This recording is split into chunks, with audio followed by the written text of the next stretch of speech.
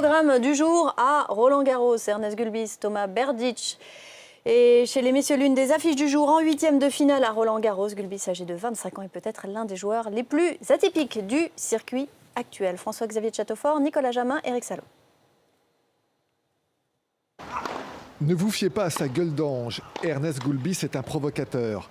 Ses attitudes et ses déclarations tapageuses font de lui un joueur déroutant et en décalage par rapport au milieu du tennis, réputé politiquement correct.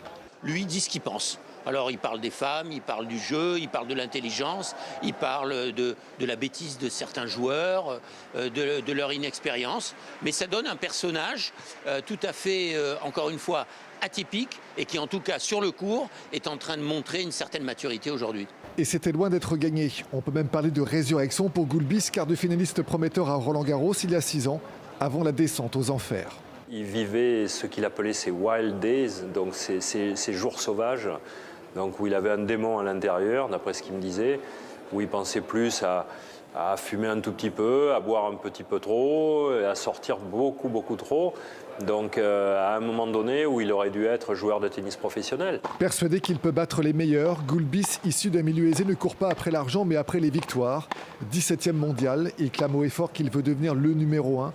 Une énième provocation pour le joueur letton qui se moque bien du camp dira-t-on.